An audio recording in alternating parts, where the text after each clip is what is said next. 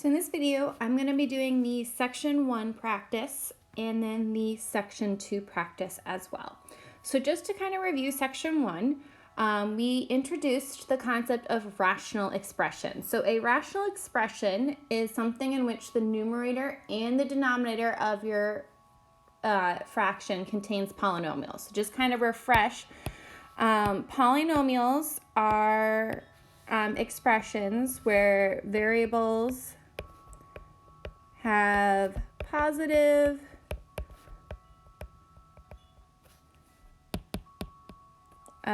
integer exponents. So what that means is you can't have roots, negative exponents, or fractional exponents in a polynomial. Okay? We also talked about identifying values that are excluded from the domain of rational expression. So if you remember in terms of fractions, the one thing we can't do is divide by 0. So I don't know what 2 divided by 0 is. We can't divide by 0. So rational expressions work the same way. So we have to figure out when the denominator equals 0 to figure out what values are excluded. So the first examples we're going to look at are determining if the expressions are rational or not. So the first one is the cube root of x plus 1 all over x squared plus 5x plus 6. So if I look in the numerator, we have a root. We have a cube root specifically. These are not allowed. So not allowed. Which means this is not a rational expression. Our second example is x squared minus 7x plus 10 all over x squared minus 25. So we'll make sure our variables, which in this case are x, have positive integer exponents. So x squared, positive, x is also positive. Same thing with the x squared in the denominator. So this is a rational expression.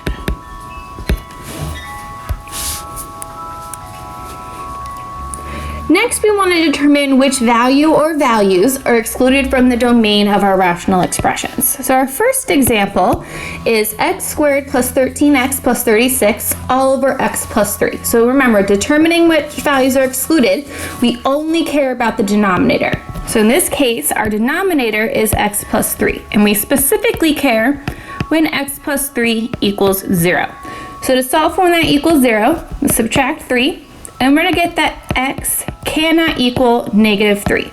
So I can literally plug in any value for x I want into that expression except for negative 3. Second example, we're looking at x plus 1 all over x squared plus 14x minus 15. So again, the only thing I care about is the denominator, which in this case is x squared plus 14x minus 15. So we care when x squared plus 14x minus 15 equals 0. So sometimes we're going to have quadratics in the denominator, which we have to factor. So remember, when we're factoring this, we're looking for the numbers that multiply to negative 15 and add to positive 14. So there's only 2 ways to multiply to 15, 3 and 5 and 15 and 1. And in this case, if I have a positive 15 and a negative 1, I'll multiply to negative 15 but add to positive 14. So then we set x plus 15 equal to 0 and x minus 1 equal to 0. We solve, and we get that x can't equal negative 15, but it also can't equal 1. So again, I could plug in any value I wanted in for x except for negative 15 and 1. The last thing that we talked about in section 1 was simplifying rational expressions. So all you're doing when you're simplifying, factoring the numerator and the denominator, whether or not that is factoring a GCF or factoring a quadratic, canceling the factors they have in common, and then writing your simplified answer. So in our first example, we have 2x minus 16 all over 2x squared minus 15x minus 8. So my numerator, I notice I don't have an x squared term. So that means that I'm going to want to look for GCF. So in 2x and 16, both of those numbers are divisible by 2. So I'm going to factor out the 2. And when I divide by 2, I'm left with x minus 8 in parentheses. Our denominator is 2x squared minus 15x minus 8. Now, anytime my number in front of x squared is something other than 1, I always want to double check to make sure there isn't a GCF. And while 2 does go into 8, it does not go into 15. So there's no GCF here. So what I'm going to have to do is use the box method to factor. Okay. So I'm going to have to do 2 times negative 8, which is negative 16. So I'm going to look for the factors of negative 16 that add to negative 15, which are negative 16 and 1. So we're going to put negative 16x and then x in our boxes, factoring out what they have in common. Our row has a 2x and a 1, and our columns have an x and a negative 8. So my denominator is going to become 2x plus 1 in one set of parentheses and x minus 8 in the other. Now if I see both my numerator and my denominator have the factor x minus 8, so I can cancel that. My numerator, I'm left with 2, and my denominator is 2x plus 1. Now, I cannot cancel the 2 in the numerator with the 2 in front of the x, and that's because of that plus 1 in the denominator. I can't simplify 2 with 1, so I can't simplify any further. In our last example, we have 64 minus 9x squared all over 3x squared plus 4x minus 32. So my numerator is a difference of squares quadratic, because 64 breaks down as 8 and 8, and 9x squared breaks down as 3x and 3x. So the way I'm going to write that is 8 minus 3x, and the other set of parentheses, x plus 8 plus 3x. So notice how this is backwards than the difference of squares quadratics we've dealt with before. Before, we would deal with the x squared term first and then the constant after the minus sign. You are going to start to see them reversed starting with module 5. So that is something you're going to see more often. Okay. Then in our denominator, we have 3x squared plus 4x minus 32. And there's no GCF. 3 doesn't go into 4 and it doesn't go into 32. So we're going to use our box method to factor.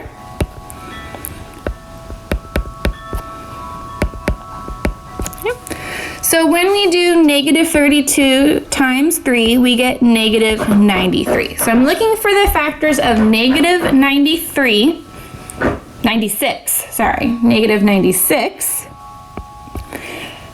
that add to 4. So this is not as obvious as some of the other factors that numbers we've been dealing with. But we are going to use 12 and negative 8. So I'll put 12x and negative 8x in my boxes. Factor out GCFs. In my row, we have 3x and negative 8, and then the columns, just x and 4. So my denominator is going to become 3x minus 8 in one set of parentheses and x plus 4 in the other. So if I notice, and I look to see what factors I can cancel out, there isn't anything that is identical, all right? But there's something that's really, really similar, and that's the 8 minus 3x and the 3x minus 8. If I were to rewrite 8 minus 3x, I could rewrite it as negative 3x plus 8. Which if I were to divide by 3x minus 8, if I notice, both of my terms are exact opposites of one another. So this is kind of a special case of simplifying where I'm going to cancel a factor out, but instead of being left with 1, I'm going to be left with negative 1. Which means when I write my final simplified answer, we're going to have negative, then in parentheses, 8 plus 3x all over x plus 4. So you are going to see that example where exact opposites cancel to leave a negative behind a lot more frequently in Module 5 since previously we hadn't seen it at all.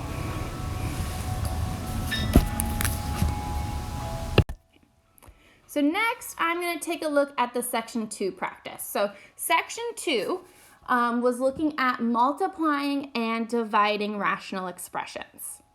So when we're multiplying rational expressions, we don't actually multiply straight across like we do with normal fractions and then simplify. We actually simplify first, so we factor every numerator and denominator, cancel things that are the same, and then we simplify our answer. And when we're dividing, since dividing is technically dividing a fraction by a fraction, which we don't like to do with numbers, we don't do that with fractions either. So what we do is something called keep, change, flip. And what that means is we keep the first fraction the same, we change the operation to multiplication, and then we flip our second fraction. And that way we change it to a multiplication problem. So our first couple examples we're going to look at are multiplication. So we have x squared plus 8x plus 7 over x minus 3 times x squared plus x minus 12 over x squared minus 5x minus 6. So the first thing I'm going to factor is the x squared plus 8x plus 7. So I'm looking for numbers that multiply to 7 and add to 8. There's only one way to multiply to 7, 7 and 1. And 7 and 1 add to 8. So we're going to have x plus 7, x plus 1, all over x minus 3, times, and then x squared plus x minus 12 is going to factor as x plus 4, x minus 3, and then x squared minus 5x minus 6 is going to factor as x minus 6, x plus 1. Now what I do is I look for factors that are the same that can cancel. And any factor in a numerator can cancel with any one in the denominator. They don't have to be in the same fraction. So the x plus 1 in my numerator can cancel with the x plus 1 in my denominator. I can also cancel the x minus 3 with the x minus 3. So my numerator, I'm left with x plus 7 and x plus 4, and in my denominator, I'm left with x minus 6. We do not distribute the x plus 7 to the x plus 4. We want to make sure that we're leaving our answer in completely simplified form, so we're going to leave it as a factored expression. Our second example, 7x plus 14 over 6, times 9x minus 72 over 14x plus 28. So this is an example where all the factor I'm doing is factoring GCFs because I have no quadratics. So I'm going to factor a 7 out of 7x plus 14. Can't do anything with 6. I'm going to factor a 9 out of 9x minus 72 and a 14 out of 14x plus 28.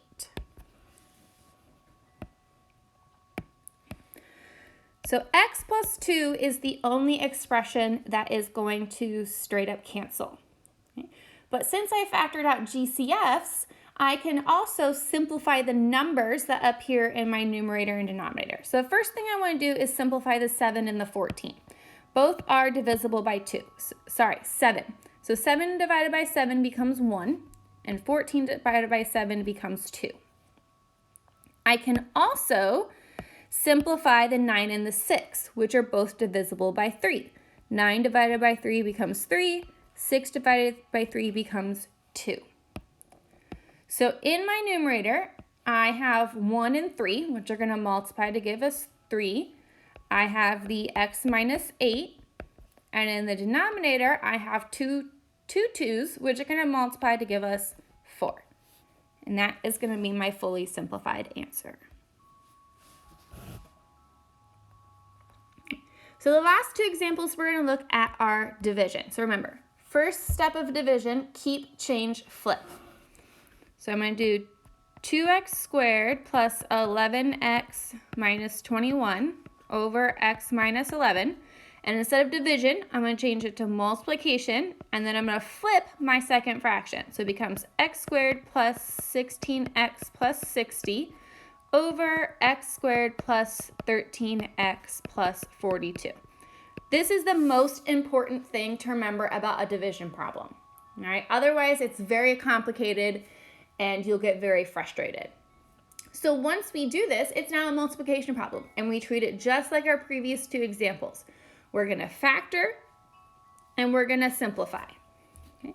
So I'm going to leave you to do the box method on your own to factor 2x squared plus 11x minus 21. So go ahead, take a couple minutes, go ahead and do that on your own, and then hit play to resume the video to see if you factored it correctly.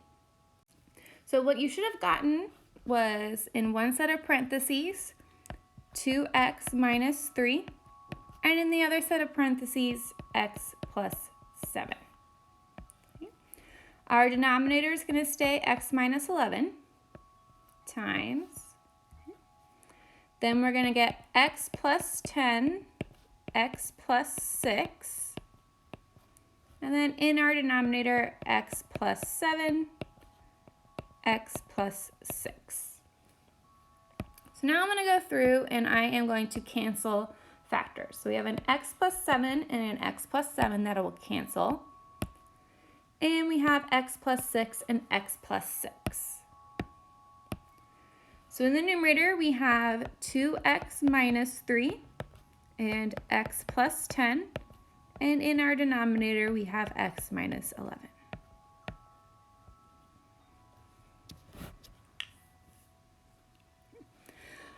Our last example, 3x squared minus 12 all over 2x plus 10 divided by x minus 2 over 2x minus 24.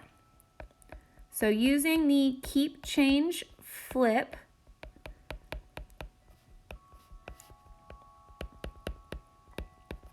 we end up with 3x squared minus 12 over 2x plus 10 times 2x minus 24 over x minus 2.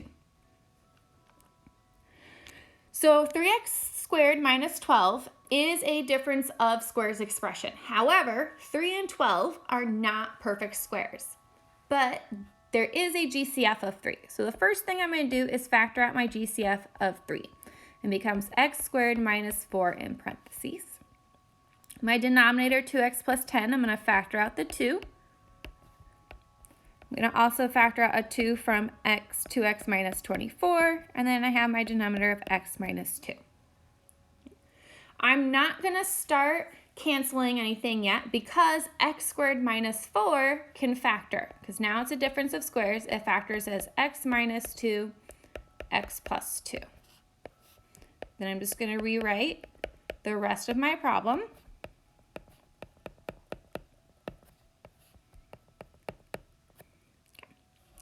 So the first thing I notice I can cancel is the x minus 2's. Okay. So those are the only expressions that can cancel. I also notice I have a 2 from a GCF and another 2 from a GCF in the numerators, which can cancel. And that is it. That is all they can cancel. So I'm going to have 3 parentheses x plus 2, x minus 12 in my numerator. And my denominator is just going to be x plus 5.